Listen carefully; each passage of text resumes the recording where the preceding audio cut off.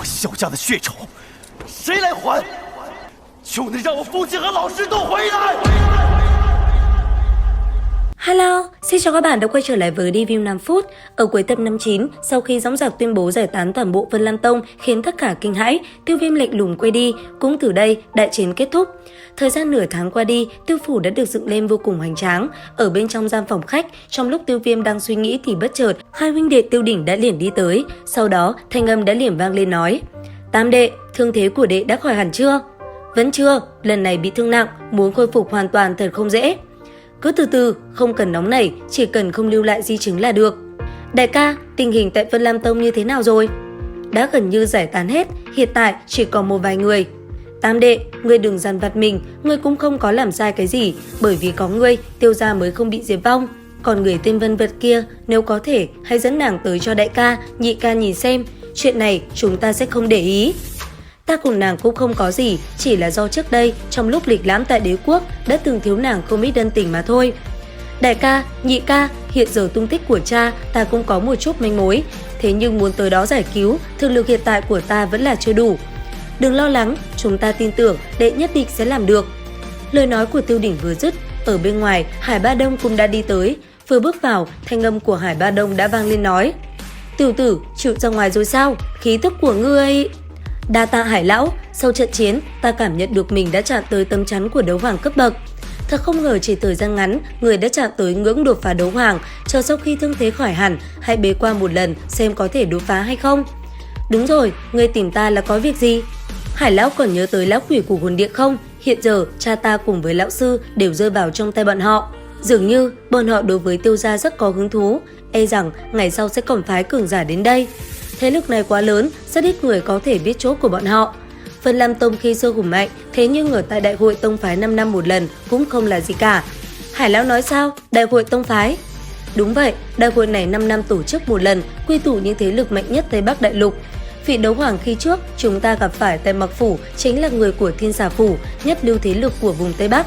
Hiện giờ Vân Lam Tông giải tán, e là Gia Mã Đế quốc không thể xuất ra một thế lực tham dự đại hội." "Hải lão, người nói thế là có ý gì?" "Tiểu tử, hiện tại người đã bị hồn điện để ý, bởi vậy để bảo vệ tộc nhân, người nên có cho mình một thế lực cường đại." "Hải lão nói thế, quả thật có lý, nhưng ta không thích hợp cho việc này." "Chuyện này không khó, hiện tại người chỉ cần vung tay sẽ có rất nhiều thế lực tìm đến." "Đã như thế, làm phiền Hải lão giúp ta liên hệ với mấy đại gia tộc, bầu trời của Gia Mã Đế quốc này cũng nên thay đổi rồi." Nghe vậy, Hải Ba Đông mỉm cười liền gật đầu đồng ý. Chuyển cảnh tới một nơi khác, lúc này ở tại Vân Lam Tông hiện tại hiện lên chỉ còn lại một cảnh tượng hoang tàn trong ánh chiều tà buồn bã. Nhìn nó, ánh mắt Vân Vận đau xót, đôi mắt buồn nhìn về từng người rời đi khỏi Vân Lam Tông dần xa khuất. Quay người về phía Nạp Lan Ninh Nhiên, Vân Vận liền nhờ nàng đi tới Tiêu phủ. Trước khi rời đi, cô ấy muốn gặp Tiêu Viêm một lần cuối. Bởi vậy, nghe theo lão sư, Nạp Lan Ninh Nhiên cũng liền cất bước rời khỏi Vân Lam Tông. Không gian cứ thế qua đi, bên trong đại điện, Sa Khỉnh Thiên đang đứng bất động, nhìn về phương xa thì yêu giả đã đi tới. Chào hỏi nhau vài câu, sau đó hai người cũng đã đi vào chuyện chính. Bắt đầu cuộc trò chuyện chính là việc Vân Lam Tông giải tán.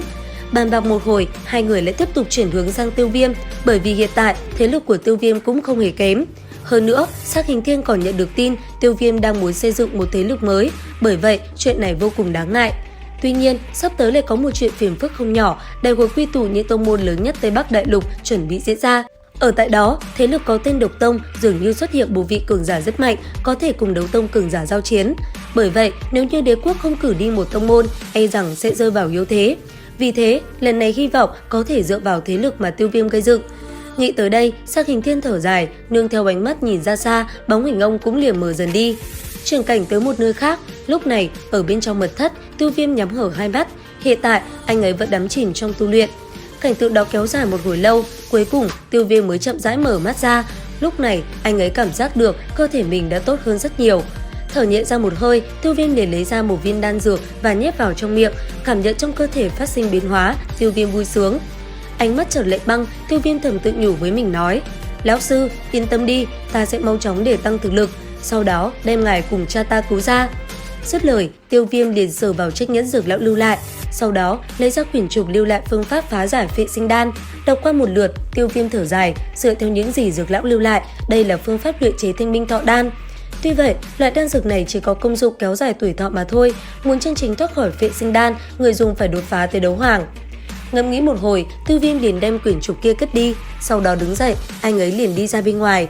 Thế nhưng vừa đi ra, ngay lập tức đã có người đi tới bẩm báo, bởi vậy, làm theo lời thị nữ kia, Tiêu Viêm đã ngay lập tức đi tới gian phòng khách. Vừa tới nơi, anh ấy đã thấy Yêu Dạ chờ mình ở đó, thấy Tiêu Viêm, Yêu Dạ ánh mắt rạng rỡ, trao đổi một hồi, ngay sau đó Yêu Dạ liền ra hiệu. Ngay lập tức từ bên ngoài, một đoàn người mang theo những hộp ngọc quý giá liền đi tới đặt lên bàn, đây đều là những dược liệu cực kỳ quý hiếm. Thấy vậy, Tiêu Viêm cũng bất ngờ, còn Yêu Dạ nói với Tiêu Viêm đây là những loại dược thảo cực kỳ có lợi cho việc chữa thương, tất cả đều là hoàng thất đặc biệt chuẩn bị, họ chỉ mong Tiêu Viêm nhanh chóng khôi phục thương thế của mình. Nghe vậy, Tiêu Viêm hai mắt chợt lộ vẻ kinh ngạc, còn Yêu Dạ trò chuyện với Tiêu Viêm thêm một lát, sau đó nàng cũng liền rời đi. Còn Tiêu Viêm nhìn theo bóng lưng Yêu Dạ rời đi, anh ấy cũng liền rơi vào trầm tư. Theo cảm nhận của mình, Tiêu Viêm đoán hành động vừa rồi của Hoàng thất là vô cùng thiện chí, có lẽ việc sắp tới đây Hoàng thất Gia Mã Đế quốc cũng không có chút nào phản đối. Tuy nhiên, đang trong lúc Tiêu Viêm trầm ngâm thì Tiêu Đỉnh cùng với Tiêu Lệ đã liền đi tới, sau đó ba người trò chuyện vô cùng sôi nổi. Tuy nhiên, ngay tại thời điểm ba huynh đệ đang bàn bạc thì một thị nữ đi vào, nói: "Tiêu Viêm thiếu gia, Nạp Lan tiểu thư nói có việc cần gặp." Nghe vậy, Tiêu Viêm ngẩn ra, sau một hồi suy nghĩ, thanh âm của anh ấy đã liền vang lên nói: "Cho cô ta vào." Là Nạp Lan Ninh Nhiên, người này chẳng phải thiếu chút nữa đã trở thành em dâu của chúng ta sao? Nhưng ân oán từ mấy năm trước cũng đã được tam đệ kết thúc rồi, ngươi không cần nhớ trong lòng làm gì. Nghe vậy, Tiêu Lệ nhún vai, cũng không nói gì thêm, đến khi cái cửa phòng khách mở ra, Nạp Lan Ninh Nhiên một mình bước tới. Nhẹ nhàng đặt chén trà trong tay xuống, Tiêu Viêm nhẹ giọng nói: "Nạp Lan tiểu thư đến tiêu phủ của chúng ta có chuyện gì sao?" "Sư phụ muốn gặp ngươi một lần cuối cùng." "Cái gì? Một lần cuối cùng? Nàng đã hành động dại dột hay sao?" "Sư phụ sẽ không làm ra cái loại chuyện này, nếu ngươi bằng lòng liền theo ta, còn không muốn, về sau có lẽ cũng không có cơ hội. Nhị ca, ngươi đem những dược liệu này tìm lấy về, ta có việc quan trọng cần dùng, nhớ kỹ, đừng kéo dài thời gian." Dứt lời, Tiêu Viêm liền đưa cho Tiêu Lệ một quyển trục, tiếp nhận nó, Tiêu Lệ ngẩn ra, hắn tự nhiên hiểu được đây là cái gì. Còn Tiêu Viêm nhanh chóng bước ra ngoài, anh ấy liền đi theo Nạp Lan Ninh Nhiên hướng về phía ngoài thành bay đi. Trong lúc phi hành, hai người có trò chuyện một chút, thế nhưng Tiêu Viêm không quan tâm đến những chuyện Nạp Lan Ninh Nhiên nói. Bởi vậy, hai người sau đó cứ thế bay một mạch tới chỗ Vân Vận đang chờ đợi. Lúc này, vừa khi Tiêu Viêm đáp xuống, thanh âm Vân Vận đã vang lên nói: "Ngươi tới rồi." "Cô muốn rời khỏi Gia Mã Đế quốc." "Vân Lam Tông đã không còn tồn tại, ta ở lại cũng đã không còn ý nghĩa. Đấu khí đại lục vô cùng rộng lớn, ở đó rất nguy hiểm, cô không nên đi. Nói thế nào ta cũng có thực lực đấu hoàng đỉnh phong, còn sợ gì chứ? Người đem Vân Lam Tông biến thành bộ dạng như thế này, ta biết đây là vì báo thù, ta không trách ngươi. Vì sao cô phải rời đi?" "Ta dù sao cũng là tông chủ Vân Lam Tông, đáng nhẽ ta phải thay tông môn báo thù, thế nhưng ta lại không làm như vậy. Một khi đã như thế, vẫn là rời đi thì tốt hơn. Nghe nói, ngươi muốn xây dựng một thế lực tại Gia Mã Đế quốc, ở đây có tất cả mọi thứ của Vân Lam Tông tặng cho ngươi. Không thể không đi sao? Có lẽ khi nào nghĩ thông suốt, ta sẽ quay trở lại. Ta từng nghĩ nếu năm đó ở trong sơn động kia, lá gan của ngươi lớn hơn chút nữa, nói không chừng bây giờ..." "Cô đang ám chỉ cái gì sao?" "Đây là vật đầu tiên ta tặng cho ngươi năm đó, giữ lấy và bảo quản nó thật tốt." Kinh ngạc nhìn miếng nội giáp trên tay Vân Vận, Tiêu Viêm nhất thời xúc động, ngay lập tức cầm lấy tay Vân Vận, Tiêu Viêm liền kéo nàng vào lòng. Bàn tay siết lại, anh ấy ôm nữ nhân kia thật chặt. Thấy vậy, Vân Vận cũng không phản kháng mà nằm trọn vẹn trong vòng tay của nam nhân kia. Trên cái chuyện này, ở phía sau, Nạp Lan Ninh Nhiên trở nên buồn bã, một lát sau mới u oán thở dài, yên lặng lùi lại. Đến đây thì hết tập 60/5 Đấu Phá Thương Khung. Xin chào và hẹn gặp lại các bạn ở những video tiếp theo.